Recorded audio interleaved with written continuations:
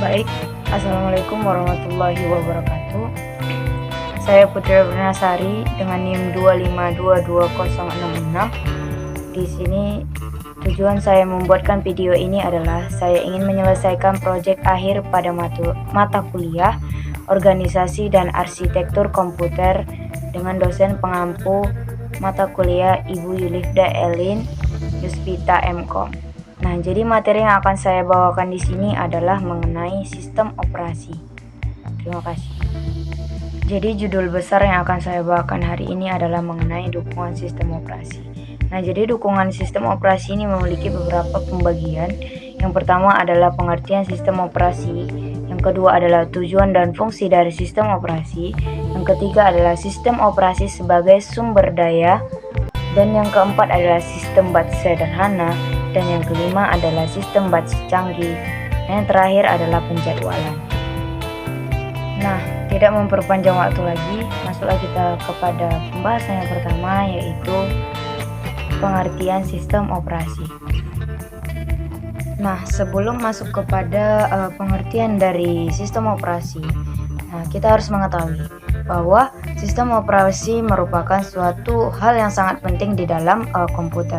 Nah, kalau secanggih apapun perangkat keras yang ada di dalam komputer tersebut, tapi tidak didukung dengan adanya sistem operasi, maka komputer tersebut tidak dapat dimanfaatkan. Nah, kalau diibaratkan dengan diri kita, si komputer adalah fisiknya, sedangkan si sistem operasi itu adalah ruhnya. Jadi, untuk saling keterkaitan, maka diperlukan sistem operasi dan tentunya perangkat keras dari komputer tersebut. Nah, masuklah kepada pengertian dari sistem operasi. Nah, jadi sistem operasi ini adalah suatu program yang ada di dalam komputer, yang dimana program tersebut memiliki perintah-perintah atau komen dari si user atau si pengguna. Nah, jadi nanti komputer tersebut akan berjalan sesuai dengan perintah dan inputan dari si user tersebut. Nah, jadi dapat disimpulkan bahwa sistem operasi adalah suatu hal yang menjembatani antara komputer dan user. Nah, jadi di gambar tersebut kan ada beberapa runtutan-runtutan yang akan dilewati di dalam sistem operasi tersebut. Pertama adalah pengguna, yang kedua adalah aplikasi, yang ketiga adalah sistem operasi, dan yang keempat adalah hardware. Nah, jadi di situ kan ada panah-panah terlihat kan bagaimana caranya mereka tuh tersambung dan terus saling berhubungan gitu. Masuklah kepada pembahasan yang kedua, yaitu mengenai tujuan dan fungsi dari sistem operasi. Nah, di sini saya akan membahas yang pertama dulu, yaitu tujuan sistem operasi. Nah, ada beberapa dari tujuan sistem operasi tersebut. Yang pertama adalah sistem operasi membuat komputer menjadi lebih mudah dan nyaman ketika user menggunakan. Terus yang kedua adalah sumber daya yang nantinya ada di dalam sistem operasi komputer jauh lebih mudah ketika digunakan oleh si user gitu, jauh lebih efisien.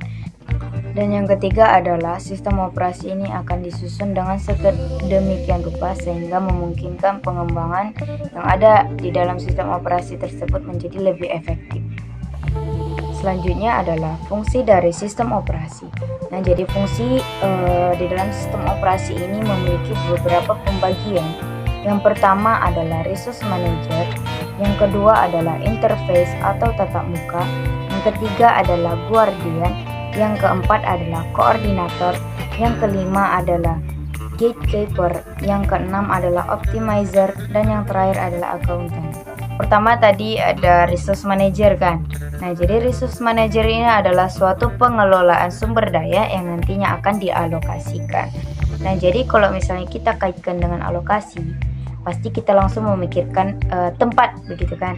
Nah, jadi ada CPU, ada memori, ada hard disk, ada DVD drive, dan banyak lagi daripada itu.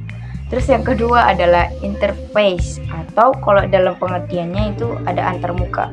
Nah, jadi nanti interface ini adalah perantara antara si pengguna dengan perangkat keras yang nantinya si sistem operasi ini akan menampilkan sebuah tampilan yang sangat mudah dimengerti dan dipahami oleh si user tersebut. Fungsi yang ketiga adalah koordinator. Nah, jadi koordinator ini adalah suatu kondisi yang dimana nantinya sistem operasi akan mengkoordinasikan atau memberikan fasilitas, menyediakan fasilitas ketika nanti di dalam komputer terjadi suatu permasalahan yang kompleks. Dengan adanya sistem operasi yang memakai fungsi koordinator, nanti masalah tersebut akan mudah diatur dan mudah diselesaikan. Terus yang keempat adalah guardian. Nah, jadi guardian ini adalah suatu fungsi yang dimana nantinya sebagai pengamanan file atau pengawasan file. Fungsi selanjutnya adalah gatekeeper. Nah, jadi gatekeeper ini adalah fungsi yang nantinya akan mengendalikan siapa saja yang berhak masuk ke dalam sistem operasi tersebut. Nah, jadi tidak hanya untuk mengendalikan, ia juga mengontrol serta mengawasi apa saja yang dilakukan oleh user tersebut. Selanjutnya, fungsi selanjutnya adalah optimizer. Nah, jadi optimizer ini adalah suatu fungsi yang mengatur atau membahas tentang penjadwalan inputan atau masukan dari user. Nah, yang terakhir adalah accountant. Nah, jadi accountant ini adalah suatu fungsi yang nantinya akan mengatur waktunya CPU, penggunaan memori, pemanggilan I/O, dan lain sebagainya. Pembahasan yang ketiga di sini adalah sistem operasi sebagai manajer sumber daya. Sebelum kita masuk ke dalam pembagian-pembagian dari sumber daya, tentunya kita harus tahu dulu definisi dari sumber daya sistem komputer. Nah, jadi sumber daya dalam sistem komputer ini adalah sekumpulan dari komponen-komponen yang dalam komputer dan tentunya memiliki manfaat tertentu. Nah, jadi komputer bisa dikatakan sebagai sumber daya dikarenakan di dalamnya memiliki beberapa aspek yang sangat penting, di mana ia dapat memindahkan data, dapat menyimpan data, dan lain sebagainya. Jadi nanti sumber daya sistem operasi ini akan menjadi sesuatu fungsional yang mengelola bagaimana sebenarnya sumber daya ini atau komponen-komponen ini dapat digunakan dengan nyaman, efisien, dan lebih mudah. Perlu kita ketahui juga di dalam sumber daya sistem operasi ini memiliki beberapa pembagian, yaitu yang pertama sumber daya abstrak dan yang kedua adalah sumber daya fisik. Nah, jadi nanti kita akan menemui beberapa perbedaan dari kedua pembagian ini berdasarkan definisi, pembagiannya, serta contoh-contohnya. Nah, kita akan menjelaskan satu-satu dari pembagian tersebut. Yang pertama kan tadi sumber daya secara fisik. Nah, jadi kalau dari secara pengertian, sumber daya fisik ini adalah suatu komponen di dalam komputer yang dimana manfaatnya dapat dirasakan secara fisik. Nah, jadi di dalam sumber daya fisik ini memiliki beberapa macam pembagian, yaitu yang pertama adalah perangkat masukan. Perangkat masukan adalah perangkat yang bertugas untuk memasukkan perintah dari user dan tentunya memasukkan data-data yang nantinya akan digunakan. Contohnya di sini adalah keyboard. Perangkat yang kedua adalah perangkat tunjuk, atau dalam bahasa Inggrisnya biasa kita sebut sebagai printing device. Nah, jadi perangkat ini tidak jauh berbeda dari perangkat masukan, yang dimana nantinya perangkat ini juga akan memberikan atau memasukkan perintah dari user yang akan diolah oleh komputer. Nah, jadi di sini kan ada contohnya saya tunjukkan, yaitu mouse. Kalau nggak mouse, touchscreen, contoh lainnya. Terus yang ketiga adalah perangkat pencetak, perangkat cetak. Nah, jadi perangkat cetak ini adalah perangkat yang dimana nanti akan menghasilkan sesuatu berdasarkan cetak gitu di atas kertas. Nah, mau itu dalam bentuk grafik, teks, gambar, dan lain sebagainya. Nah, contohnya di sini adalah printer ya. Perangkat yang keempat adalah perangkat penyimpanan sekunder. Nah, jadi perangkat penyimpanan sekunder ini adalah perangkat penyimpanan yang berada satu tingkat di bawah dari penyimpanan memori utama. Nah, di sini nanti penyimpanan sekunder ini juga akan bekerja di dalam hierarki memori. Jadi dapat dicontohkan bahwa penyimpanan sekunder ini ada beberapa, yaitu hard disk, floppy drive, DVD drive, lalu CD-ROM drive. Nah, itu mungkin contohnya. Terus perangkat yang kelima yaitu perangkat penampil. Nah, jadi perangkat penampil ini adalah perangkat yang mampu menampilkan data atau output yang berdasarkan data yang sudah diproses. Nah, contohnya di sini adalah monitor sendiri. Perangkat yang keenam adalah perangkat komunikasi. Nah, jadi perangkat komunikasi di sini berfungsi untuk menyampaikan suatu pesan, baik itu secara individu ataupun kelompok. Contohnya adalah modem. Nah, perangkat yang ketujuh adalah perangkat memori. Nah, jadi perangkat memori ini adalah perangkat atau sistem yang berfungsi untuk menyimpan suatu informasi, data, yang dimana data atau informasi tersebut berada langsung di dalam komputer tersebut. Contohnya adalah RAM.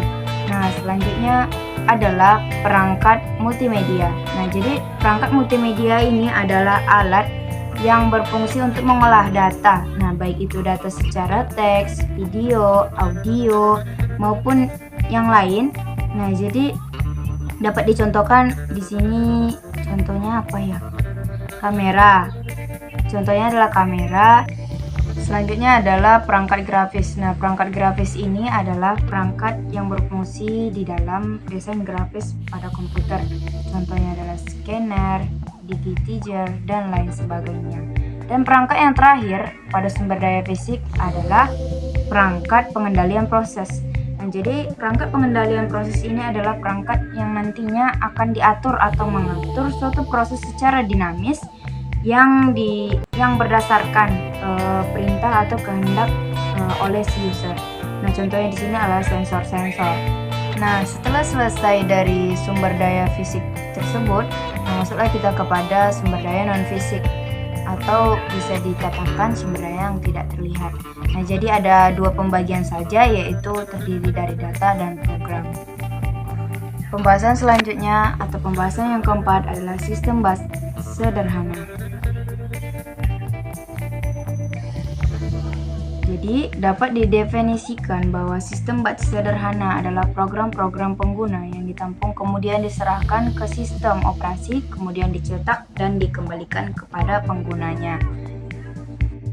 Jadi, sistem bus sederhana di dalam sistem bus tentunya nanti akan menyarankan kepada si pengguna untuk tidak berinteraksi langsung dengan mesin tersebut. Nah, jadi nanti si pengguna akan menyerahkan kepada operator komputer pekerjaan yang akan dia proses, dan pekerjaan tersebut akan diproses secara berurutan oleh si operator komputer. Selesai dari sistem bus sederhana, masuklah kita ke pembahasan yang kelima, yaitu sistem bus canggih. Nah, jadi sistem bus canggih terjadi karena kecepatan prosesor lebih cepat dibanding kecepatan perangkat I/O.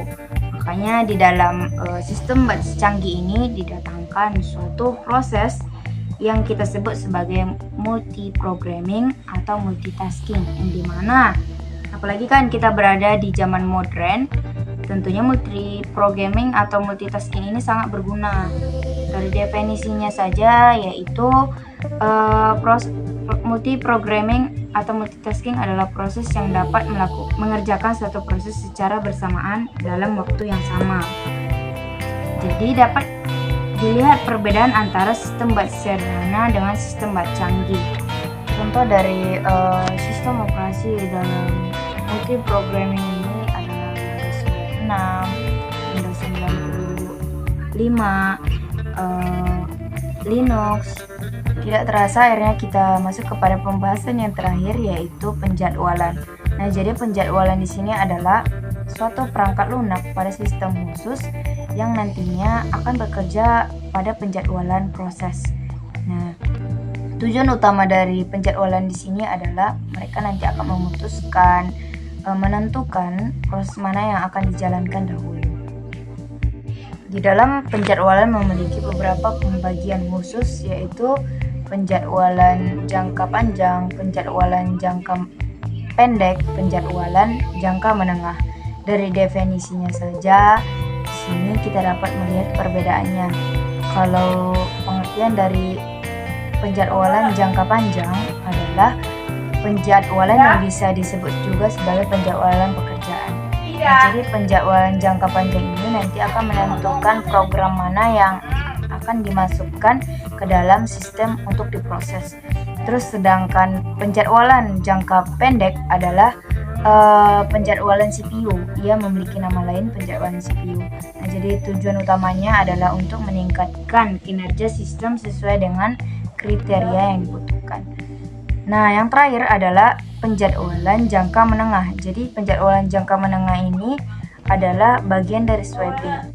Jadi nanti penjadwalan jangka menengah ini akan bertanggung jawab di bagian sweeping out. Nah, di situ nanti dia akan menghapus memori atau data-data yang tidak dibutuhkan lagi.